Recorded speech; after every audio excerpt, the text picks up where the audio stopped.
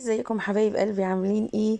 يلا تعالي بسرعة، هاتي علبة سمنة فاضية عندك وتعالي نعمل احلى خبز التوست جميل جدا وبطريقة سهلة جدا جدا. هتعمليها وتعتمديها على طول وتعمليها كده سندوتشات لولادك وتحط لهم في اللانش بوكس. جميلة جدا جدا، خبز جميل قوي وبطريقة سهلة جدا جدا.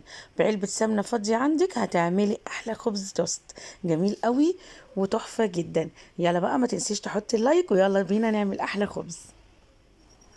ازيكم حبايب قلبي عاملين ايه؟ وحشتوني جدا جدا. يا رب تكونوا بخير يا رب وبصحة وبعافية جيدة. يلا بقى نسمي الله ونصلي على سيدنا محمد عليه افضل الصلاة والسلام. وتعالوا بقى نقول مقاديرنا ايه. انا معايا نص كيلو من الدقيق، ومعايا كوباية من اللبن او الحليب، ومعايا كوباية من المية، ومعايا كده فنجان ربع فنجان كده من الزيت، ومعايا معلقة من السكر، ومعانا الخميرة، ومعانا كمان ذرة من الملح. هنجيب بقى بولة كبيرة كده ونحط أول حاجة كوباية اللبن أو الحليب، وبعد كده هحط نص كوباية المية لحد ما أشوف هحتاج مية تاني ولا لأ. وحطيت بقى الخل، معلقة الخل، وحطينا الملح، وحطينا السكر، وحطيت الخميرة. وهنقلب بقى كويس جدا في اللحظة دي، قلبي المقادير كويس جدا. بعد كده هحط الزيت، هنقلب كويس جدا. بعد كده هنحط بقى الدقيق، والدقيق هننخله. اهم حاجة في الخطوة دي لازم تنخلي الدقيق عشان تطلع كده الخبز يطلع كده معاكي هش كده وجميل جدا. اهو نخلنا كل الكمية، ده نص كيلو دقيق. هنقلب بقى كويس وبعد كده هنبتدي بقى نعجن بايدينا. اللحظة دي بقى كده خلاص، عايزة بقى انتي تلمي الدقيق وتلمي العجينة بتاعتك بايديكي. اهو زي ما انتم شايفين انا لميتها كده خلاص. هبتدي بقى اخدها على الرخامة، وهنبتدي بقى ايه، نعجن بقى في العجينة لمدة 10 دقايق. تريحي دقيقة وتروحي راجعة عجنة تاني، تريحي برضو دقيقة وتروحي، المهم تريحي العجينة شوية وبعد كده ترجعي تعجني فيها. هنا بقى احط كده معلقة من السمنة، وهبدأ تاني ارجع بقى ايه اعجن تاني، والم برضو العجينة بتاعتي. هي لو هتبقى لينة معاكي شوية بس ايه، حط لها معلقة من الدقيق. وهنبتدي بقى نعجن ونلم العجينة بتاعتنا لحد ما تظبط معانا في ايدينا. برضو هنريحها دقيقة ونبتدي نشتغل فيها تاني. دي كده تطلع معاكي عجينة ممتازة وناجحة جدا. زي ما انتم شايفين كده طريقة العجن اهو. ابتدي بقى كده خلاص الم بقى العجينة بتاعتي. بصوا بقى بقت طرية معايا ومظبوطة جدا. هسيبها بقى ترتاح حوالي بقى نص ساعة ساعة، ونرجع نشوف هنعمل ايه. طبعا مش هنسيبها يعني ترتاح كتير او تخمر كتير، لان احنا لسه هنخمرها تاني مع بعض. حطيت برضو عليها كده شوية من الزيت اهو. هسيبها بقى ترتاح، يعني على الاقل كده نسيبها حوالي ربع ساعة او نص ساعة، يعني احنا لسه هنخمرها تاني. حطيت طبعا كده استرتش عليها، وهسيبها بقى شوية وهنرجع نشوف هنعمل ايه مع بعض.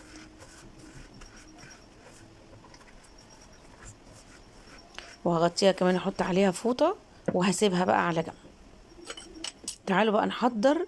بص انا كده بقول لكم ان انا ما خدتش بقيه الميه، يعني اهو سبت يعني يعتبر خدت كوبايه الا ربع ميه. تعالوا بقى نحضر علبه السمنه ونشوف هنعمل ايه. هنا بقى انا همسك علبه السمنه هدهنها طبعا من جوه زيت سمنه، هي طبعا مطرحها كان سمنه. دي بقى الطريقه اللي انا يعني هغطي بيها علبه السمنه بالورق الفويل كده، ونطبقها كده اتنين على بعض. يعني هي اقطعها حته كبيره واروح مطبقاها.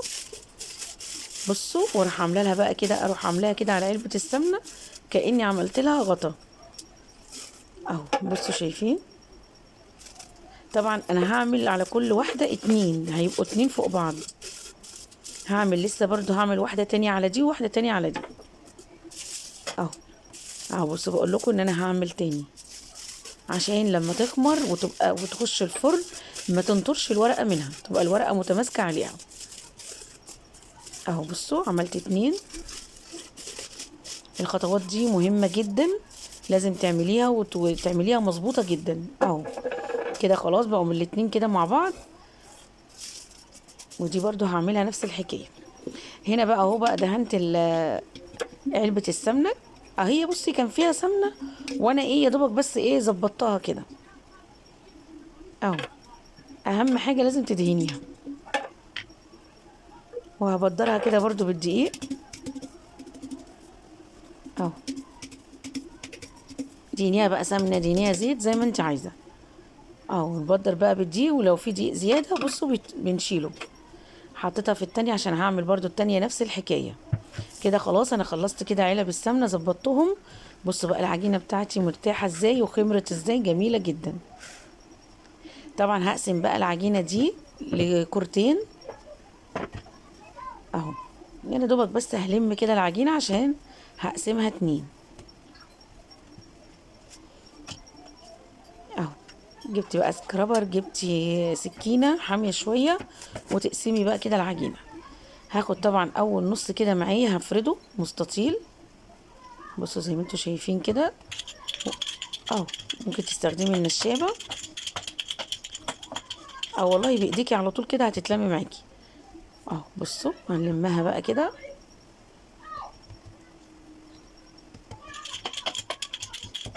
بعمل لها كذا طبقة كده عشان تبقى تخمر معايا وتبقى ممتازة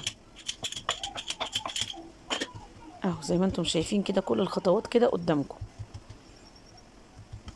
امشي بالخطوات واحدة واحدة لحد ما هتعمليها وتظبط معاكي بإذن الله اهو. هلمها بقى كده زي ما بعمل كده، زي كأني بعمل رغيف الفينو. وكل ما تلمي تضغطي عشان ما تبقاش مفتحة من جوه. يعني التوست ما يبقاش مفتح من جوه، يبقى كله كده مقفل زي بعض. بصوا زي ما انتوا شايفين كده قفلتها اهو. هنحطها بقى في العلبة. بصوا بقى انا جبت بقى الفوطة ديت وطبقتها. لان بصوا لازم اسند العلبة كده عليها الاول. دي اول خطوة ان انا هغطيها كده بغطا العلبة نفسه. وهسيبها طبعا لحد ما تخمر. هعمل طبعا التانية نفس الحكاية اهو. نفس الخطوات اللي عملتها في العجينة الأولانية هعملها في دي. وحطيتها برضو زي ما انتوا شايفين كده. وهقفلها بالغطا وهسيبها حوالي نص ساعة. بصوا بقى ما شاء الله بصوا اهي. وطبعا لسه هتكمل طبعا تخميرة لما ندخلها الفرن. هنا بقى تحطيها في صينية. وهنعمل برضو التانية نفس الحكاية اهو. بصوا بقى خمرت ازاي اهو. هنحط برضو التانية كده، ولازم نحطها كده تزنقيها كده في الصينية بس كده. وهندخلها الفرن.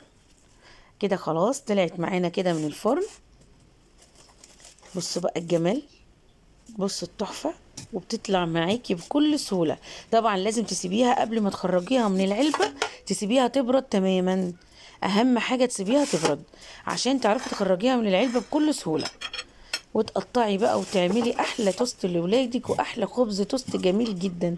تعملي لهم بقى تحطي لهم عليها النوتيلا، الجبنه، اللانشون، اي حاجه انت عندك عايزاها تحطيها لاولادك وتحطها لهم في اللانش بوكس بتبقى جميله جدا.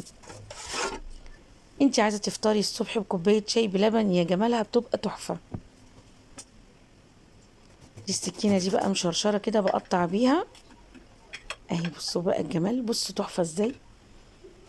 بصوا بقى زي ما بقول لكم مفيش بقى عشان احنا لما تيجي تلمي العجينه بتضغطي عليها عشان تطلع معاكي كده تبقى كلها متقفله مفيش حاجه مفتحه اهي. قطعيها بقى براحتك بقى زي ما انت عايزه.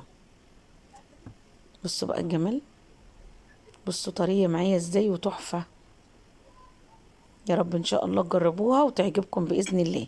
واللي وصل بقى معايا لحد هنا ما ينسانيش بقى في اللايك والاشتراك في القناه وتفعيل زر الجرس عشان يوصلكم مني كل جديد على قناتي. قناه احلى وصفة الوصفات من طبخة مع مطبخ لولو لولو. اهو. بصوا بقى الجمال، جميله جدا وتحفه تحفه تحفه.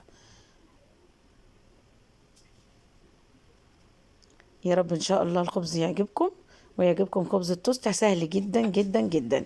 اسيبكم بقى في رعايه الله واقول لكم باي باي.